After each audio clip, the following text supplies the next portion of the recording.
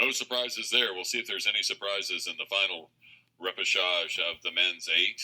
The lineup for this final men's 8 race: Atomic in lane 1, Pacific in lane 2, Gonzaga in lane 3, Dallas United in lane 4, the Atlanta Juniors in lane 5, and Oakland Strokes in lane 6. 2019 U.S. Rowing Youth National Championships from Sarasota, Florida.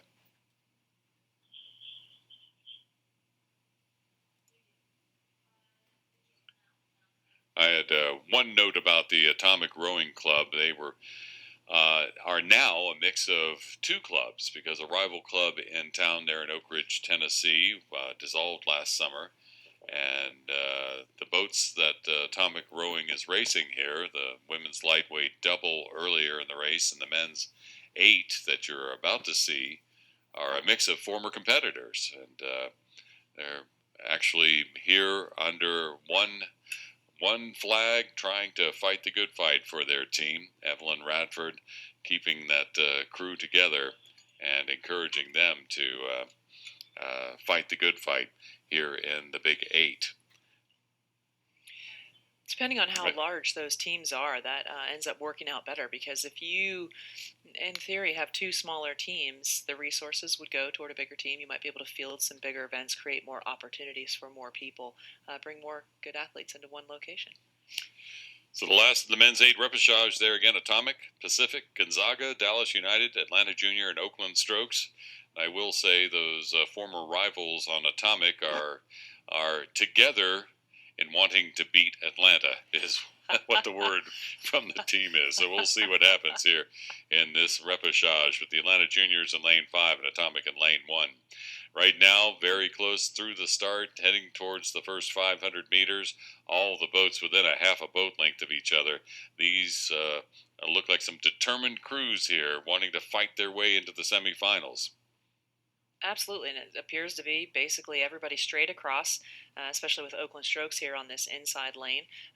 You might have Atlanta Juniors just back, just shy, just a hair, but it is way too early in the race to dictate any result. As long as those guys in that boat believe that, that's the important thing.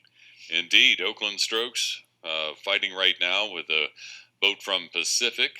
As I said, as you can see from the picture, all these boats right in touch with each other, and that's very interesting this early in the race to have so many still so close. Oakland Strokes, no strangers to the national championships. One of their coaches, Brian Direct, definitely has some national team experience as well, so there again speaks to the caliber of the coaching that is really happening here at this junior level, let alone every level up from there. Pacific in lane 2, rowing out of San Francisco, holding on to the lead right now with Gonzaga and Oakland Strokes right there with them. Great to see Pacific doing a good job staying out there. But look at this race, just exciting. This is what rowing's about, with these boats so tightly knit together, trying to outwit and outplay and outlast them all. Sorry, Survivor, didn't mean to borrow that. But Pacific with a few seats over Oakland Strokes right now, but we'll see who has what up their sleeve as they move into the second half of the race. And that crucial, as I've learned from Lindsay, third 500. Yes. To see how it goes. Seed has been planted. Oh, the seed is growing, that is for sure. Good shot of Pacific right there with Gonzaga right next door. And Atomic right there with the boats as well. Pacific out of San Francisco, California, so another one of these California crews coming over here to the national stage, making the trek across the country. A little bit drier up there in San Francisco down here, but their guys out of their 8 here don't seem to be having any issues with the humidity encountering this. I'm sure they came probably a little bit earlier this week, had a couple days to get used to things. It was definitely a little overcast yesterday, kind of how it is today. So, but that's only going to help these athletes over the course of this weekend as the competition continues to get more and more tough, tighter and tighter. Look at these boats so close together, fighting their way down. 750 meters to go. Reminder for all the spectators here, we make sure that the athletes are properly taken care of and well hydrated. Well, remember, you should stay hydrated too. Heat index up around 100 right now, so it's easy to get dehydrated in a hurry. So do as your mama says and drink lots of water. Pacific feeling some pressure now from Gonzaga. Gonzaga pulling up alongside. In the meantime, the Atlanta Juniors in lane 5 in the mix. Oakland Strokes as well. Dallas United not out. Atomic slightly behind the field, but really it's going to come down to these last 400 meters as Pacific clings to the lead right now, challenged by Gonzaga and the Atlanta Juniors and Oakland Strokes and Dallas United. I'd still give the edge, though, to Pacific, and it looks like they're nudging their way up. We're not perfectly straight across that buoy line, so they might have a couple of inches there. And as they move into this last 250 meters, these eights are moving fast. So the way that 250 meters impacts a small boat race, it is very different here. It is far less time.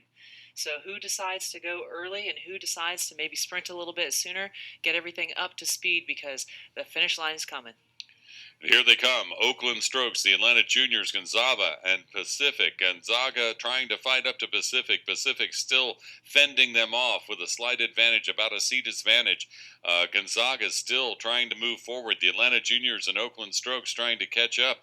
The Dallas United boat has begun to move as well, but it's Pacific in the lead right now, and Gonzaga trying to make the move with 50 meters to go. Pacific in the lead, trying to capture that last trip to the semifinals for the men's 8. It is Pacific across the line first, Gonzaga, followed by the Atlanta Juniors, then Dallas United, Oakland Strokes, and Atomic.